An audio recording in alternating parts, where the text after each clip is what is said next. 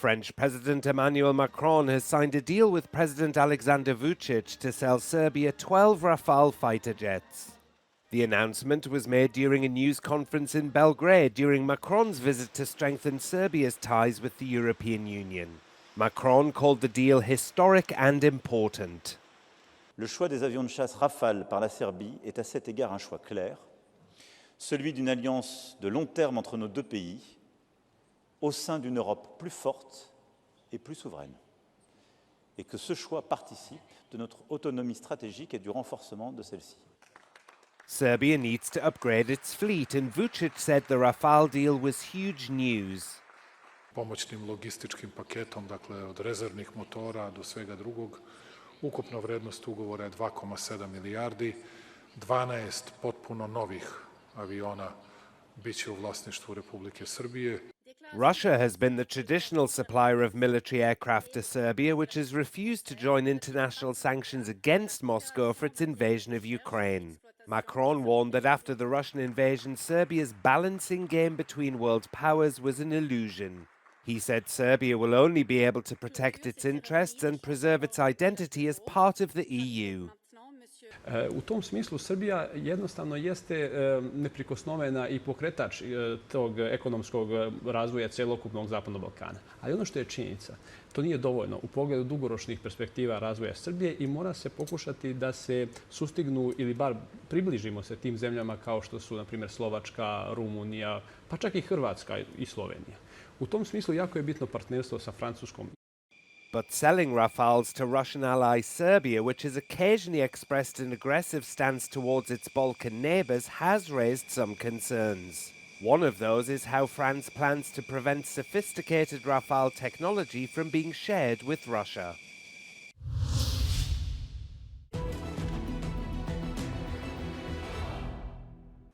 What difference would it make for Ukraine to be able to strike deep into Russia's territory? Allegedly unnamed US administration officials stated that Russian forces have moved 90% of the aircraft that conduct glide bomb strikes from Russian airspace away from the airfields within the range of Storm Shadow and ATACMS missiles. Now, look at this interactive map. The Institute for the Study of War says that there are 16 air bases located in the range of Ukrainian ATACMS in Russia. And although the think tank does confirm the redeployment of Russian aircrafts, it insists it does not reduce the importance of allowing Ukraine to use ATACMS against hundreds of other Russian military objects, nor does the reportedly small number of ATACMS the US has provided. Ukrainian forces are using homemade long-range strike systems to hit some of the objects beyond the HIMARS range, and although they are effective, they do have some vulnerabilities, experts say. These weapon systems, as we have seen, they have very long ranges, up to 2,000 kilometers. So Ukraine was able to reach targets really far behind the front line. There are two major issues with these types of weapon systems. That's that they are rather slow, which means they are quite vulnerable. Once they are detected, it's quite easy to bring weapon systems in place to shoot them down.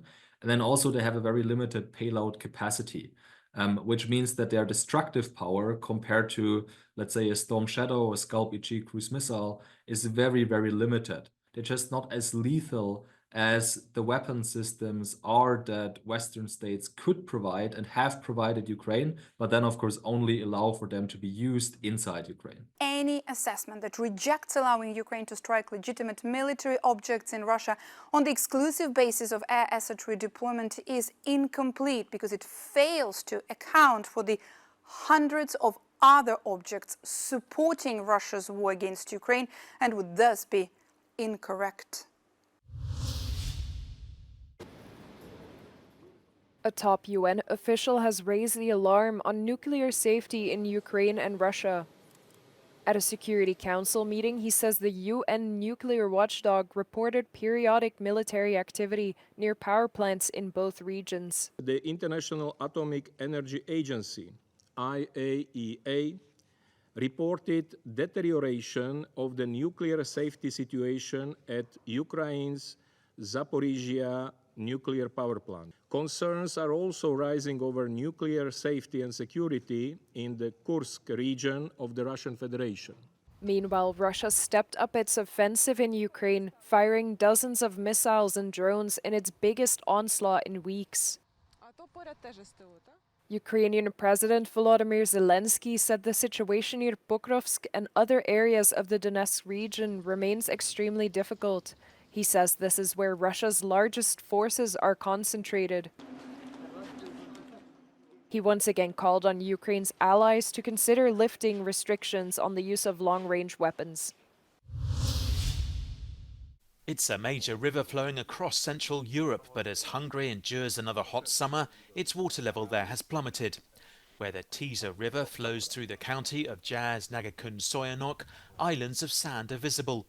Even so, water is still readily available in the county, according to the local authorities. Korlátozás elrendelésére nem volt szükség, tehát minden vízigényt ki tudtunk elégíteni, és tulajdonképpen még a tartalék is rendelkezésre áll. But there is a severe drought which is affecting almost two-thirds of Hungary and hitting agriculture badly. It's estimated that 4 million tons of maize have already been destroyed. And although there's been rain recently, it's not nearly enough. The government says that the harvest should meet domestic demand this year and there'll be no need to import maize. But farmers are still hurting badly. 2 years ago, this farmer says all his maize was destroyed by drought, and now he expects a 30 to 50% drop in yield. Farmers will be eligible for EU funds worth €87 million to make up some of their losses. However, agricultural economists estimate their losses at more than €600 million. Szomszéd faluba is gazdálkodom, ott negyedennyi eső nem volt, mint mondjuk Tisza-Derzsen. Szerencsére ott egy kis részen tudunk öntözni, ott szép a termés, mellette lévő táblát nem tudjuk, ott fele lesz, mint itt. Only a small percentage of arable land is irrigated, and food prices are sure to rise again due to this year's significant crop failure. A legnagyobb magyar gazdaszövetség becslése szerint idén már 500 milliárd forintos kár keletkezett a földeken az aszály következtében. A napraforgó tábláknál 30% körüli a terméscsökkenés.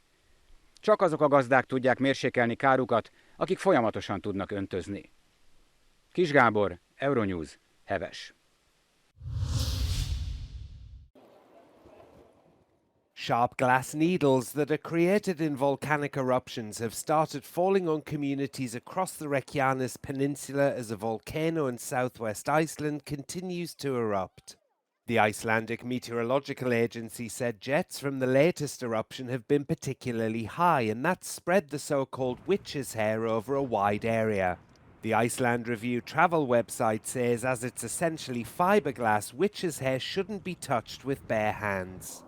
The eruption, which began on August the 22nd following a series of earthquakes, continues to pull in international visitors to Iceland. This is the 6th time the volcano on the Reykjanes Peninsula has erupted since December. Authorities say the eruption's effects remain localized with road closures but don't threaten the population. Iceland, which sits above a volcanic hotspot in the North Atlantic, averages one eruption every 4 to 5 years.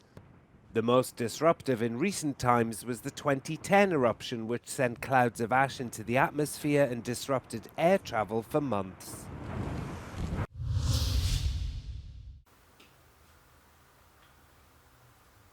Lilla Greisbach is an academic in Berlin, juggling taking care of her 2 children with preparing university lectures. Every year, her and her husband get a list from the school of what supplies are needed before their children head back to the classroom. It could cost up to €300 for one child. The first time when I saw the list, I got a shock because there are a lot of things.